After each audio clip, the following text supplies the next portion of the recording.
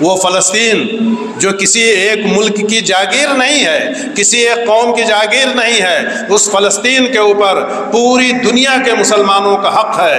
فلسطین سے پوری دنیا کے مسلمانوں کو عقیدت ہے۔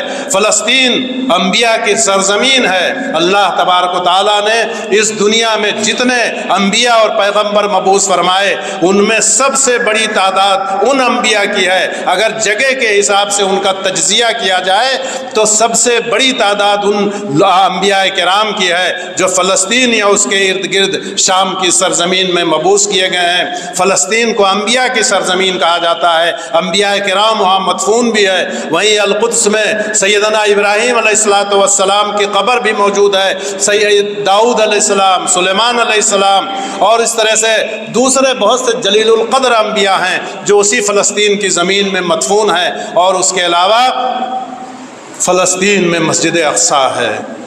آج ان ظالم یہودیوں کے ہاتھ خون سے رگے ہوئے ہیں۔ مسجد اقصی پر اسلام آنے کے بعد سے ان کا کبھی کوئی حق نہیں تھا۔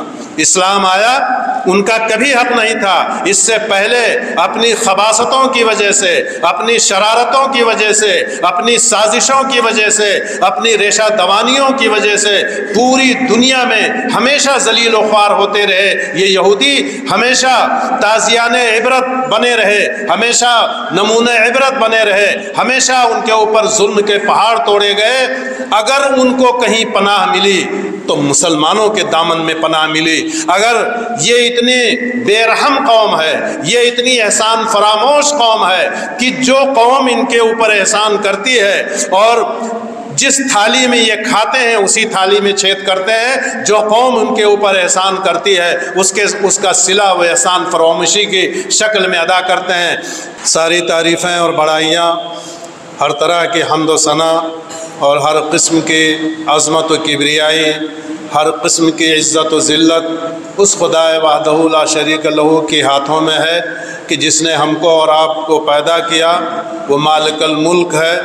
تؤتی الملک من تشاء وتنزع الملک ممن تشاء وتعز من تشاء وتذل من تشاء بیدک الخیر، کہ عزت اور ذلت کا مالک وہی احکم الحاکمین ہے، اور حکومت اور تاج و تخت کا دینے والا اور اس کا چھین لینے والا وہی اللہ ہے۔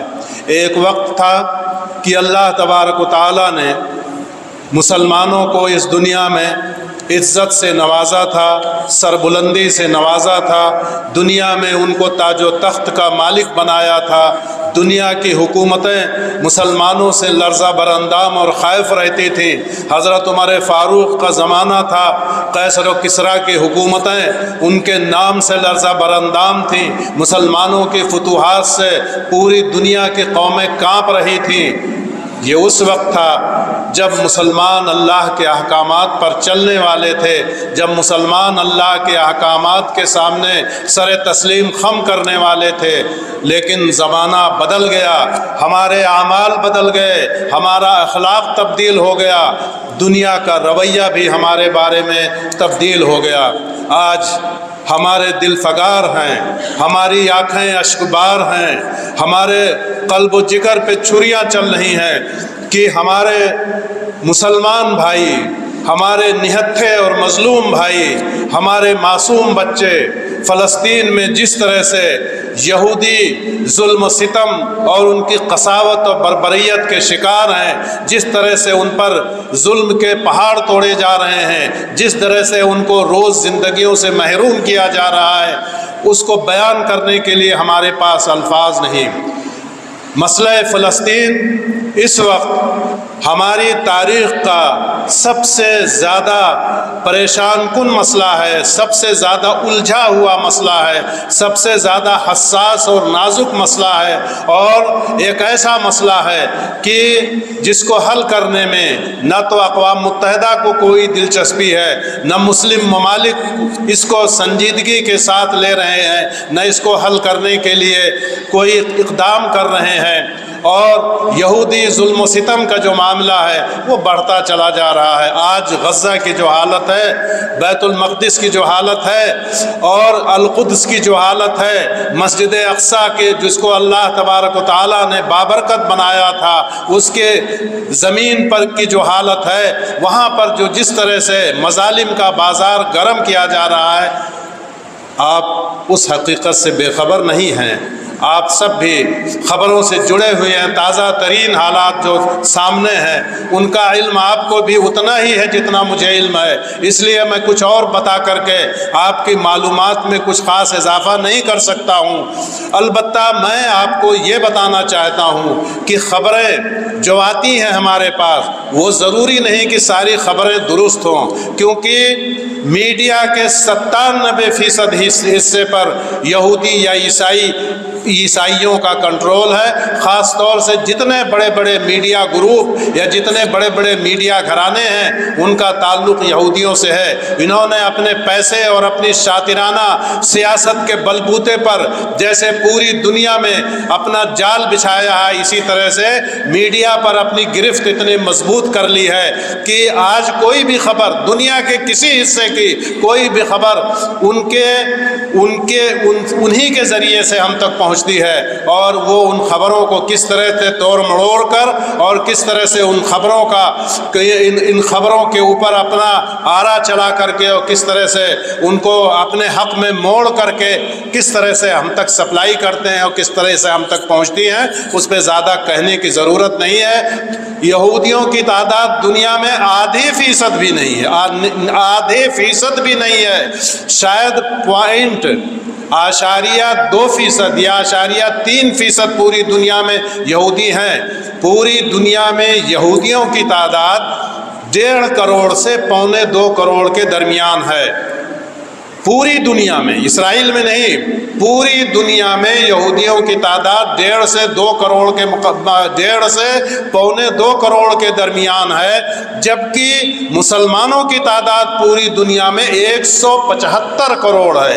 وہ 1.25 کروڑ ہیں، ہم 2.25 ارب ہیں، لیکن مسلمانوں کی بے بسی، مسلمانوں کی دریوزہ گری، مسلمانوں کی بے بسی اور بے حسی، اور مسلمانوں کا پوری دنیا کے مسلمانوں اور مسلم حکومتوں کے کا جو معاملہ ہے اور ان کی جو بے حسی ہے کسی پر مخفی نہیں ہے، وہ سب کے سامنے نظر آ رہا ہے۔ وہ اسلامی ممالک جو چاہیں، جیسے کہ ایک بار ایک مسلمان بادشاہ خوارزم شاہ نے کہا تھا، جب چنگیز خان بہت بڑا لشکر لے کر کے وہاں سے چلا تو اس کے بعد وہ بزدل بادشاہ مسلمان بادشاہ وہ وہاں سے کہہ کر کے یہ فرار اس نے اختیار کیا، اور اس نے کہا کہ ہمارے اوپر اتنی بڑی فوج نے حملہ کیا ہے کہ اگر وہ ہمارے اوپر تھوک دیں یا ہمارے اوپر کوڑا ہی اپنا خالی پھینک دیں تو ہم سب تباہ ہو جائیں گے۔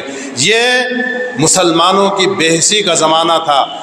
ایک وقت تھا کہ مسلمانوں کے نام سے پوری دنیا تھراتی تھی اور مسلمانوں سے کوئی پنگا لینے کی ہمت نہیں کرتی تھی۔ آج حالت یہ ہے کہ ہر آدمی اپنے گھر میں شیر بنا ہوا ہے۔ آج فلسطین کے مسئلہ انہی مسلمان بادشاہوں، فرما رواؤں یا دنیا کے مسلمانوں کی بے حسی کی وجہ سے آج اس حال کو پہنچا ہے کہ آج ہمارے اوپر ظلم و ستم کا وہ بازار گرم کیا جا چکا ہے یہودیوں اور عیسائیوں کی مشترکہ خباثت اور شرارت کی وجہ سے، کہ جس کا ہم اور آپ کبھی تصور بھی نہیں کر سکتے تھے۔ آج تک کے اعداد و شمار کے مطابق، یہودیوں کے کنٹرول کے بعد آج تک کے اعداد و شمار کے مطابق صرف غزہ میں کم سے کم 10,000 مسلمان شہید ہو چکے ہیں۔ ان 10,000 مسلمانوں میں کم سے کم 4,000 سے 5,000 کے درمیان بچے ہیں، اور اسی طرح سے 2,000 کی تعداد میں عورتیں ہیں، یعنی 60% بچے اور عورتیں ہیں۔ اور اس کے بعد جو کتنی بلڈنگیں ایسی ہیں جن کو تہس نہس کر دیا گیا، جن کو بمباری کا نشانہ بنایا گیا، جو کھنڈر کا ڈھیر بن چکی ہیں، ان بلڈنگوں کے نیچے لاشیں تڑپ رہی ہیں، ان بلڈنگوں کے نیچے بھی بچوں کی لاشیں، بچوں کی، مسلمان بچوں کی، دودھ پیتے بچوں کی، معصوم بچوں کی لاشیں موجود ہیں، اور آج اسی کھنڈر کے اوپر اور اسی ملبے کے اوپر اسرائیلی اپنے ٹینک دوڑاتے پھر رہے ہیں۔ یہ ہماری مظلومیت اور ہماری بے بسی کی ایک ایسی داستان ہے کہ جس کو بیان کرتے ہوئے کلیجہ تھراتا ہے، جس کو بیان کرتے ہوئے زبان ساتھ نہیں دیتی ہے، جس کو لکھنے کے لیے قلم کانپ جاتا ہے۔ جو ظلم ہمارے اوپر ہو رہا ہے اس کو کہا نہیں جا سکتا۔ تو 10,000 کی تعداد میں اب تک وہ بے گناہ شہید ہو چکے ہیں۔ اس کے علاوہ آپ جانتے ہیں، آپ نے بھی سنا ہوگا، آپ بھی خبروں سے اتنا ہی نزدیک ہیں جتنا خود میں ہوں، کہ بجلی کاٹ دی گئی، ان کی اندھیرے میں گزر بسر کر رہے ہیں، اور ہسپتالوں کی بجلیاں کاٹ دی گئی ہیں، اندھیرے میں آپریشن ہو رہا ہے، اسپتال میں دوائیں نہیں ہیں، بغیر بے ہوشی کے دوا کے بڑے بڑے نازک اور خطرناک آپریشن کیے جا رہے ہیں، اور اس طرح سے بغیر بے ہوشی کے، یعنی آدمی اس تکلیف کو کسی طرح سے برداشت نہیں کر سکتا ہے، لیکن بغیر بے ہوش کیے ہوئے بچوں کا آپریشن کیا جا رہا ہے، زخمیوں کا آپریشن کیا جا رہا ہے، اور ان کو طبی امداد نہیں مل رہی ہے، اسپتال میں دوائیں نہیں ہیں، کھانے کے لیے ان کے پاس اناج نہیں ہے، یہاں تک کہ پینے کے لیے پانی نہیں ہے، اور سمندر کا کھارا پانی پینے پر وہ بچے بھی مجبور ہیں، عورتیں بھی، حاملہ عورتیں بھی مجبور ہیں، اور یہ بے گناہ مسلمان بھی مجبور ہیں۔ تو یہ مظلومیت کی ایسی دردناک داستان ہے کہ جس کو بیان کرنے کے لیے بھی لوہے کا جگر چاہیے۔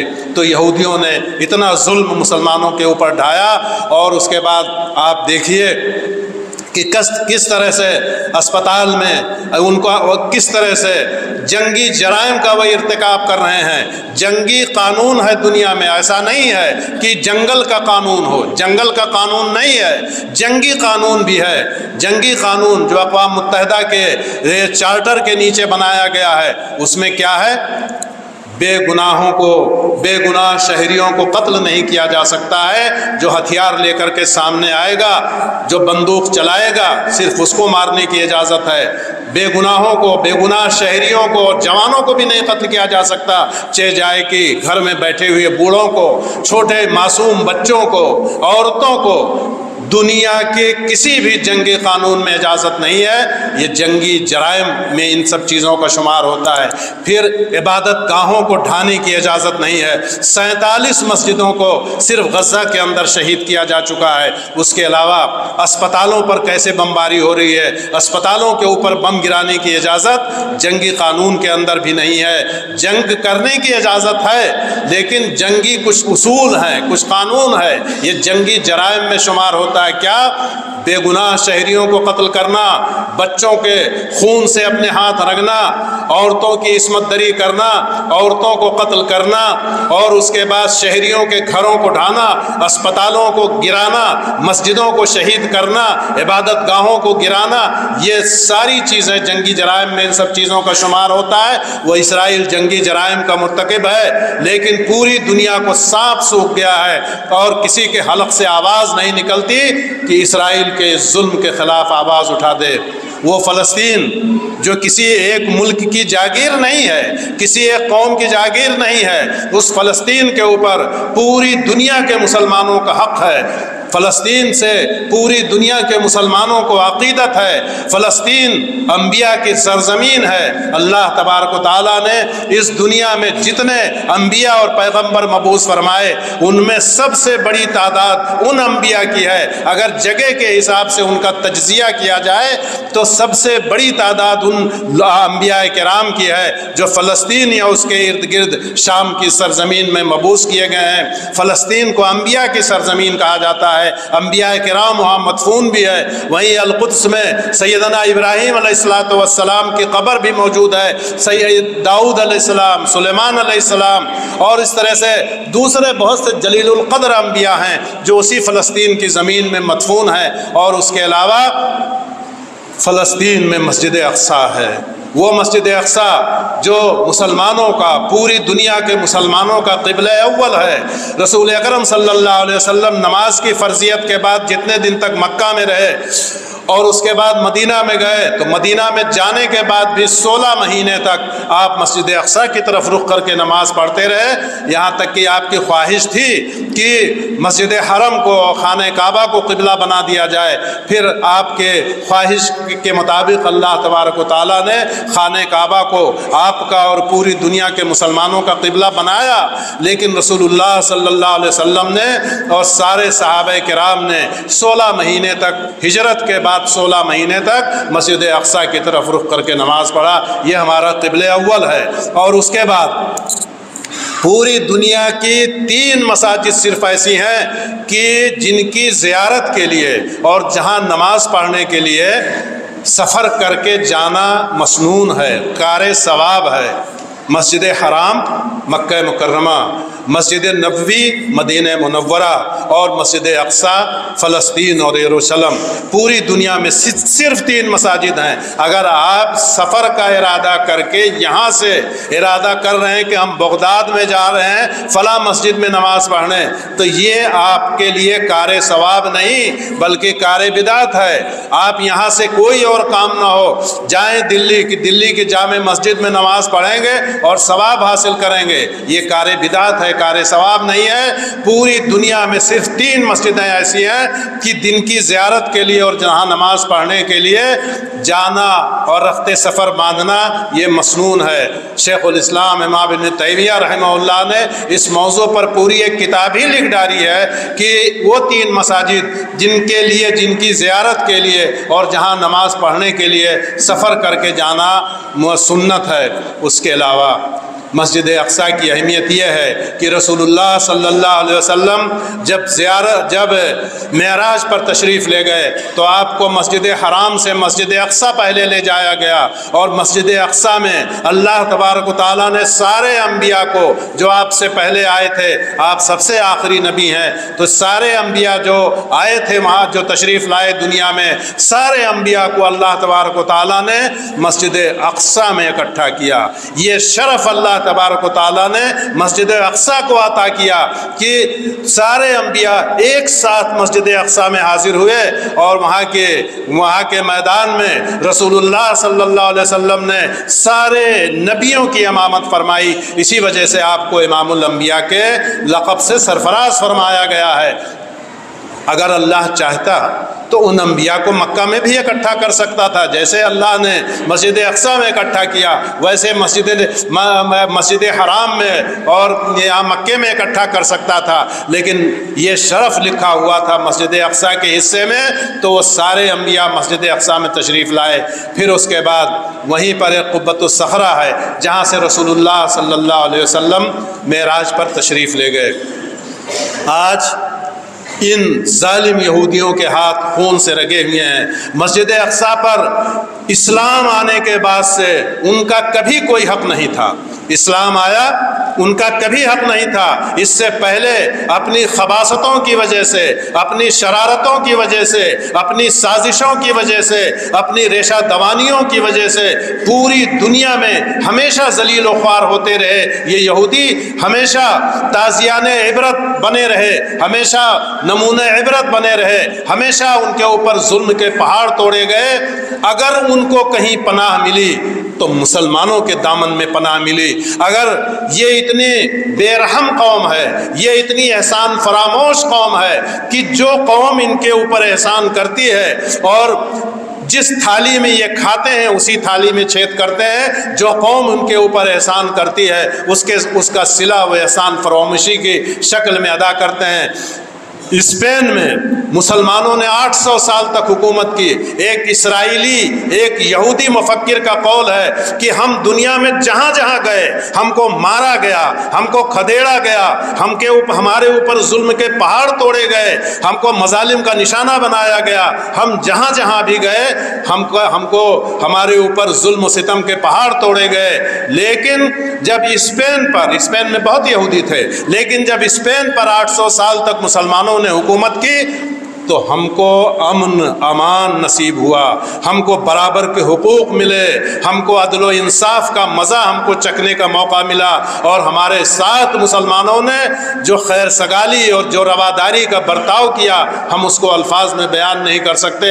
اور جب مسلمانوں کی حکومت ان کی بدعمالی کی وجہ سے اسپین سے ختم ہوئی، اور اس کے بعد وہاں پر فرڈینینڈ اور ملکہ ایزابیلا کے آخری دور میں جب غرناطہ سے مسلمانوں کی حکومت سمیٹی گئی، تو اس کے بعد ان لوگوں نے، ان عیسائیوں نے جہاں مسلمانوں کے اوپر ظلم کیا، وہاں یہودیوں کے اوپر پھر کہا کہ یہ سارے مسلمان ہمارا ملک اسپین چھوڑ کر کے چلے جائیں۔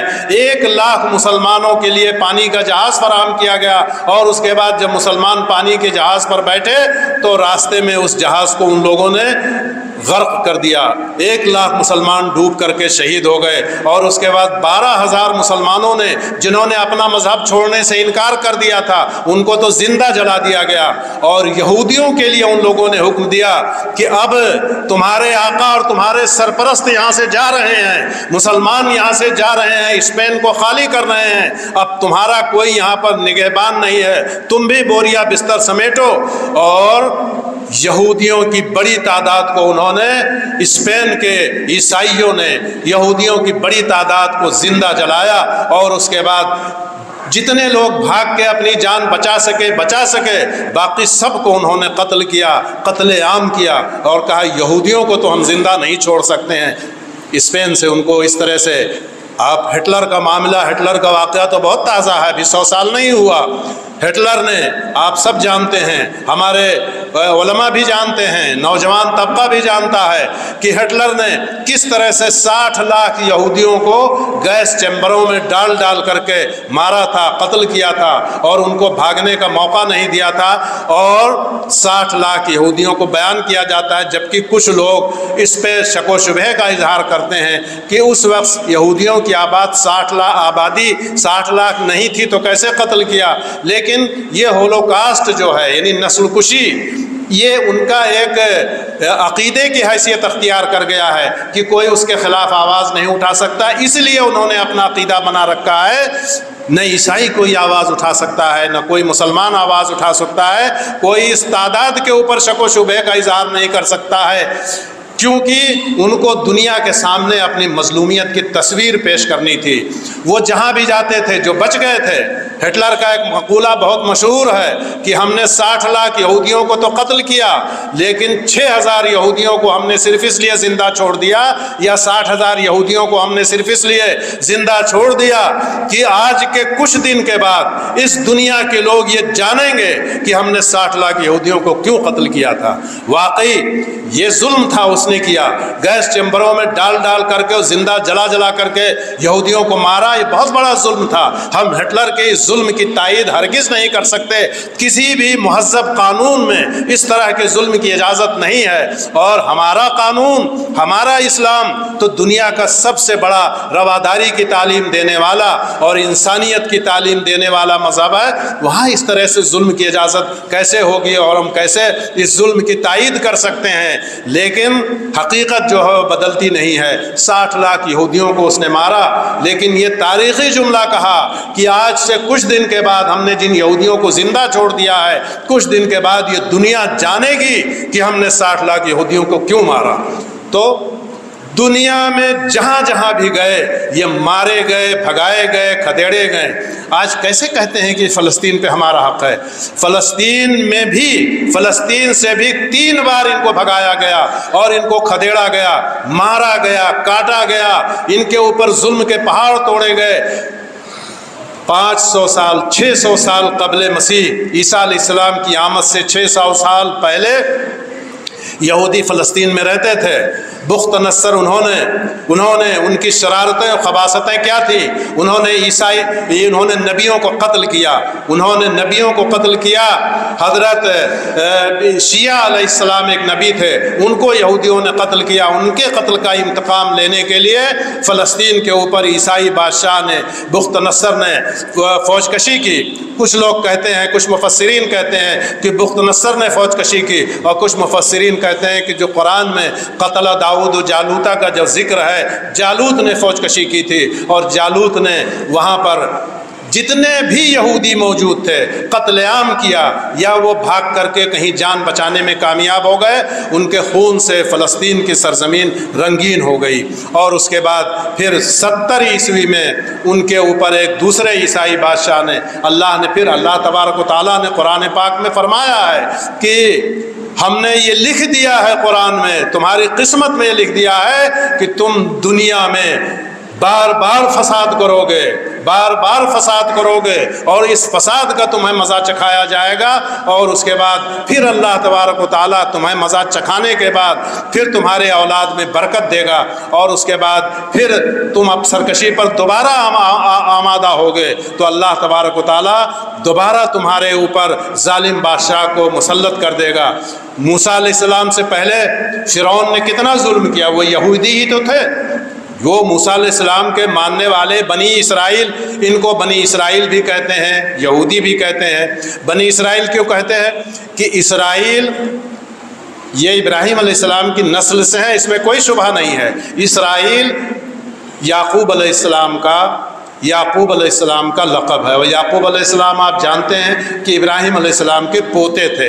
ابراہیم علیہ السلام کے دوسرے لڑکے اسحاق علیہ السلام اور ان کے لڑکے یعقوب علیہ السلام۔ یعقوب علیہ السلام کا ایک لقب اسرائیل تھا، 12 بیٹے تھے ان کے، ان بیٹوں میں سے ایک بیٹا یوسف علیہ السلام نبی بنائے گئے، تو وہ مصر میں آئے۔ آپ یوسف علیہ السلام کے واقعات کو جانتے ہیں کہ کس طرح سے ان کو بھائیوں نے حسد میں کنویں میں ڈالا۔ یہ حسد کا جذبہ جو ہے یہودیوں کے اندر بہت پرانا ہے، تو کنویں میں ڈالا، اور اس کے بعد کس طرح سے وہ نکالے گئے، اور اپنے اچھے اخلاق اور اپنے کردار کی وجہ سے وہ مصر کی حکومت تک پہنچے، اور جب مصر کے بادشاہ ہو گئے، مصر کے تاج و تخت کے مالک ہو گئے، تو اپنے والدین کو اور اپنے بھائیوں کو بھی وہاں بلا لیا۔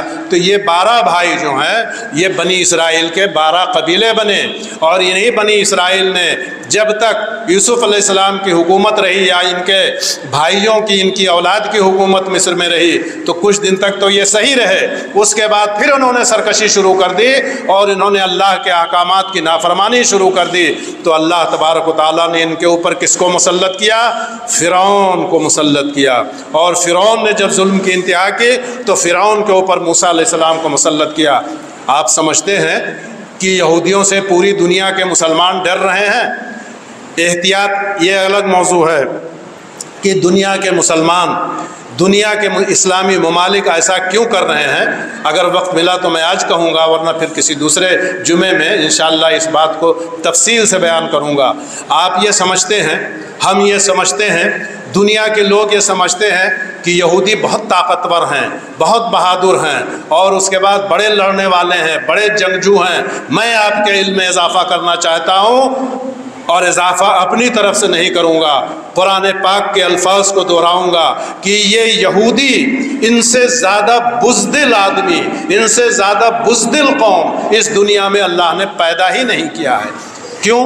قرآن پاک میں اللہ تبارک و تعالیٰ نے فرمایا، جب یہ مصر سے فرعون کا تختہ مشق بنے تھے، اور جب مصر سے نکل کر کے آئے، صحرائے سینا میں 40 سال تک بھٹکتے رہے، سر چھپانے کے لیے سایہ نہیں۔ میں بتاؤں گا آپ کو کہ یہ دنیا کی کتنی احسان فراموش قوم ہے کہ جب سر چھپانے کے لیے ان کو جگہ نہیں تھی، اور سورج کی تمازت اور سورج کی تپش سے ان کے سر کا گودا کھول رہا تھا اور پیاس سے تڑپ رہے تھے، اللہ تبارک و تعالیٰ نے موسیٰ علیہ السلام کی دعا کو قبول کرتے ہوئے بادلوں کا سایہ ان کے اوپر کیا۔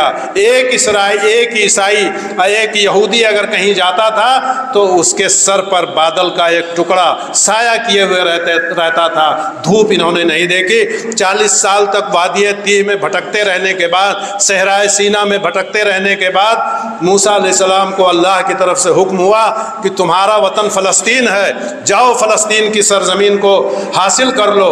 تو موسیٰ علیہ السلام نے اپنی قوم سے کہا، ان کی تعداد 6 لاکھ تھی، کوئی 10-20 ہزار 2,000 نہیں تھے، 6 لاکھ یہودی تھے۔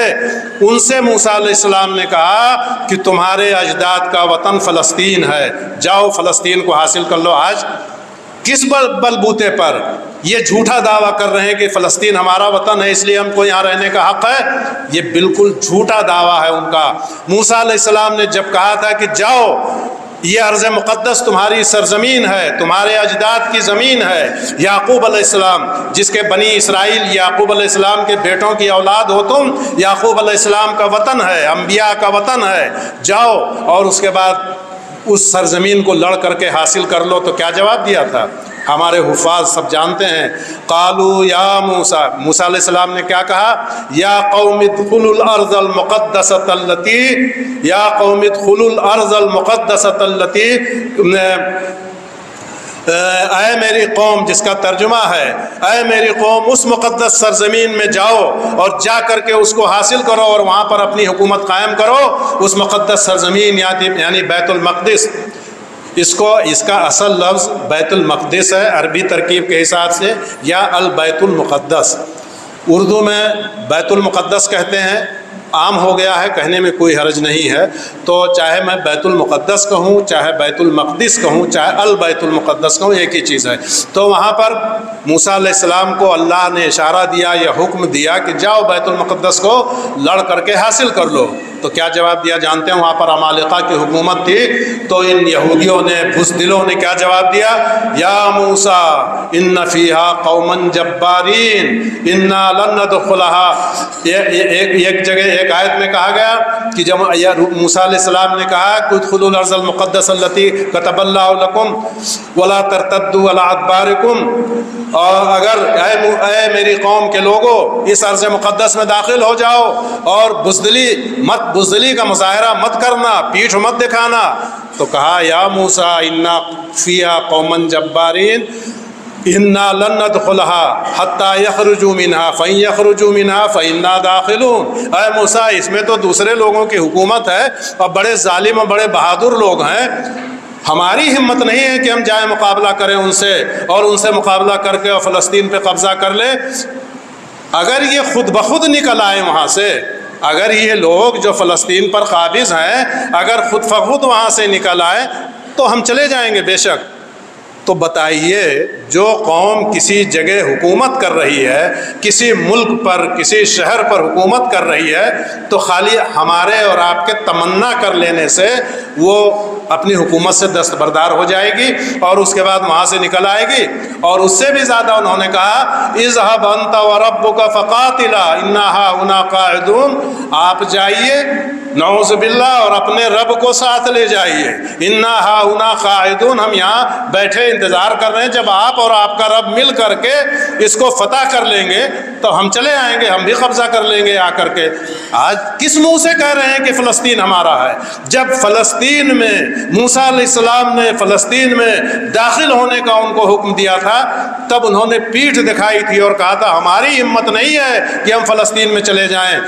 دنیا کی سب سے بزدل قوم یہ یہودی ہیں، یہ اسرائیلی ہیں، انہی اسرائیل کے نام پر انہوں نے اپنا وطن بنا لیا ہے۔ اسرائیل دنیا کی سب سے بزدل قوم ہے اور زندگی سے سب سے زیادہ محبت کرنے والی قوم اگر کوئی پوری دنیا میں جانی جاتی ہے تو وہ یہودی ہیں۔ یہ میں نہیں کہہ رہا ہوں، ہمارا پاک پروردگار کہہ رہا، اللہ نے کہا وَلَتَجِدَنَّهُمْ أَحْرَصَ النَّاسِ عَلَىٰ حَيَاةٍ وَمِنَ الَّذِينَ أَشْرَكُوا يَوَدُّ أَحَدُهُمْ أَن يُعَمَّرَ أَلْفَ سَنَةٍ فَمَا هُوَ بِمُزَحْزِحِهِ مِنَ الْعَذَابِ لَوْ يُعَمَّرَ۔ اللہ نے فرمایا اس کو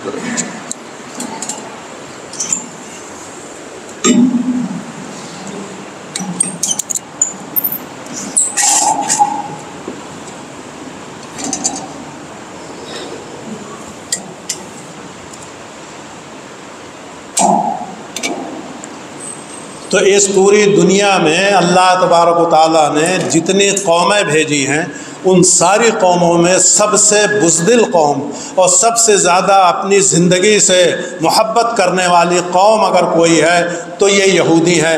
وَلَتَجِدَنَّهُمْ أَحْرَصَ النَّاسِ عَلَىٰ حَيَاةٍ وَمِنَ الَّذِينَ أَشْرَكُوا، اور آپ پائیں گے کہ اپنی جان سے سب سے زیادہ حریص، اپنی جان سے سب سے زیادہ محبت کرنے والی قوم اگر کوئی دنیا ہے تو وہ یہ یہودی ہیں۔ یود احدہم لو یعمر الف سنۃ، ان میں سے ہر آدمی کی یہ خواہش ہے کہ اس کو 1000 سال کی عمر ملے. 1000 سال کی عمر ملے تو اللہ کہتا ہے کہ اگر ہم ان کو 1000 سال تک زندہ رکھیں تب بھی عذاب سے چھٹی نہیں پائیں گے، اور 1000 سال کے بعد بھی اگر ان کو ملک الموت آ کر کے ان کی روح قبض کرے گا تو پھر کچھ اور مہلت کے طلبگار ہوں گے. یہ یہودی ہیں جو سب سے زیادہ اپنی جان سے محبت کرتے ہیں اور سب سے زیادہ حریص ہیں. اب آتے ہیں دوسری طرف، ہمارے یہ معصوم بچے مارے گئے، شہید ہوئے، انشاءاللہ ان کو اللہ کے ہاں ان کو بھی اور صبر کرنے پر ان کے اعزاء و اقربا کو، ان کے والدین کو اجر ملے گا، وہ جنت کے مستحق ہوں گے. لیکن یہ یہودی جو مارے جا رہے ہیں، جو ان لوگوں کے ہاتھوں، فلسطینی مسلمانوں مجاہدین کے ہاتھوں جو مارے جا رہے ہیں، اس میں ہمیں آپ کو کوئی شک و شبہ نہیں ہونا چاہیے کہ وہ سیدھے جہنم کا ایندھن بننے والے ہیں. ان کو ہمارا اگر ایک بھائی کوئی مارا جاتا ہے اور ہمارے کوئی 1000 مارے جائیں تو ہم کو یہ چونکہ یقین ہے اس بات کا کہ وہ شہید ہیں، ہم کو اتنا زیادہ صدمہ نہیں پہنچے گا جتنا ان کا ایک آدمی مرتا ہے تو پورے اسرائیل میں کوہرام مچ جاتا ہے. آج ہزاروں کی تعداد میں خود مرے، آج تک کبھی بھی ان کو اتنی زبردست مزاحمت اور اتنی زبردست مقاومت کا سامنا نہیں کرنا پڑا. کچھ لوگ کہتے ہیں، اب وقت نہیں رہا، میں 5 منٹ باقی ہے، میں 5 منٹ کے اندر اپنی بات ختم کرتا ہوں. وقت کو بچانے کے لیے آج میں نے معمول کے خلاف اور سنت کے خلاف میں نے سورہ قاف کی تلاوت نہیں کی، بلکہ ان آیتوں کی تلاوت کی جن کا اس موضوع سے تعلق ہے. تو یہ یہودی جو ہیں وہ مسلمانوں کے اوپر، نہتھوں کے اوپر، بچوں کے اوپر جو ظلم کر رہے ہیں، آپ سمجھتے ہیں کہ کوئی گولی یا کوئی بم دھولے بھٹ کے چلا جاتا ہے آبادی کے اندر اور اس کے بعد اس میں بے گناہ شہری مارے جاتے ہیں یا بچے مارے جاتے ہیں. یہ بھولے بھٹ کے نہیں، یہ چن چن کر کے بچوں کو نشانہ بنا رہے ہیں. اس سے پہلے ایک بار جب 2008 میں ایسا ہوا تھا تو باقاعدہ انہوں نے طے کیا تھا کہ سب سے پہلے بچوں کو مارا جائے. یہ دستاویز موجود ہے. انہوں نے طے کیا تھا، ایسے وقت حملہ کیا تھا اسی غزہ کے اوپر کہ جب بچے اپنے گھروں سے نکل کر کے اسکولوں کی طرف رواں دواں ہوتے تھے، ایسے موقع پر انہوں نے حملہ کیا تھا اور بڑی تعداد میں بچوں کو مارا تھا. یہ اچانک نہیں ہو گیا ہے، یہ بغیر سوچے سمجھے نہیں ہو گیا ہے. سوچے سمجھے منصوبے کے تحت بچوں کو مار رہے ہیں، کیونکہ ان کے جنرلوں کا کہنا یہ ہے کہ اگر ہم نے بڑوں کو مار دیا، بچوں کو چھوڑ دیا تو یہی بچے جوان ہوں گے، پھر وہ ہتھیار اٹھائیں گے، اسلحہ چلانے کی ٹریننگ حاصل کریں گے اور اپنے گھر کے لوگوں کا انتقام لینے کے لیے پھر یہ ہمارے اوپر حملہ کریں گے. تو بڑوں سے پہلے ان بچوں کو مارا جائے. دنیا کا کوئی بھی قانون اس بات کی اجازت نہیں دیتا، لیکن اقوام متحدہ بھی خاموش ہے، سلامتی کونسل بھی خاموش ہے، اسلامی ممالک بھی خاموش ہے، اور کوئی اس ظلم کے خلاف مؤثر احتجاج نہیں کر رہا. اپنے گھر میں بیٹھ کر کے احتجاج کر لیں، کوئی حرج نہیں ہے، کوئی فائدہ نہیں ہے. ہم یہاں مسجد میں خطبہ دے لیں، احتجاج کر لیں، اسرائیل کے صحت پر کیا اثر پڑتا ہے؟ یہودیوں کا اس سے کیا نقصان ہوتا ہے؟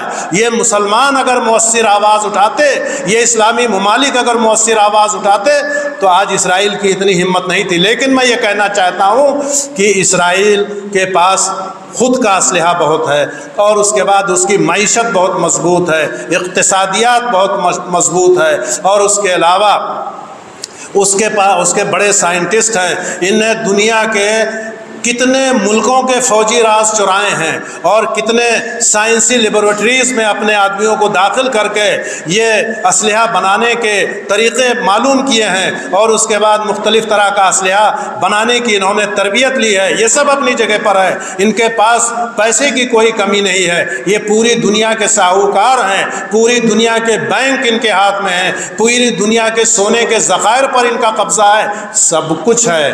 اور پورا امریکہ اور پورا یورپ ان کی پشت پر ہے. لیکن آج جو فلسطین کے بہت معمولی تعداد میں، غزہ کے بہت معمولی تعداد کے مسلمان جو جدوجہد کر رہے ہیں، حماس کے نام سے جو ان سے پنگا لے رہے ہیں، ان کو نقصان پہنچا رہے ہیں، کیا حیثیت ہے ان کی؟ کوئی ملک نہیں ہے۔ غزہ کو آپ دنیا کے نقشے میں اگر دیکھیں نہیں دیکھ پائیں گے۔ اسرائیل بھی بڑی مشکل سے نظر آتا ہے۔ اسرائیل جو فلسطین تھا سابق، وہی بہت مشکل سے نظر آتا ہے۔ غزہ تو اگر آپ دنیا کے نقشے پر ایک پین رکھنا چاہیں تو شاید پین کی جو نوک ہے وہ بھی غزہ سے باہر چلی جائے گی۔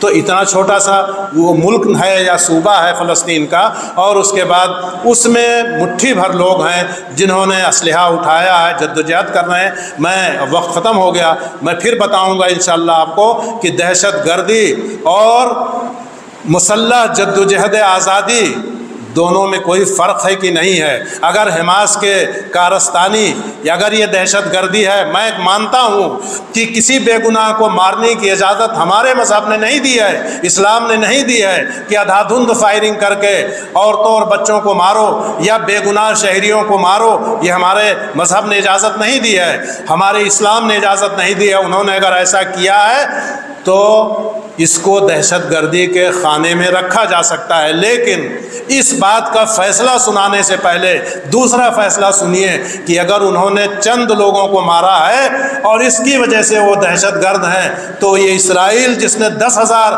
بے گناہوں کو مارا ہے، 3 لاکھ مکانوں کو گرا کر کے ملٹی اسٹوری بلڈنگوں کو کھڑر کر دیا ہے، انہوں نے 47 مسجدوں کو شہید کر دیا ہے، 18 اسپتالوں کا نام و نشان مٹا دیا ہے، اسپتالوں کے اوپر بمباری کی ہے، اور ایک ایک بمباری میں 500 سے لے کر ہزار بے گناہ لوگ شہید ہوئے ہیں۔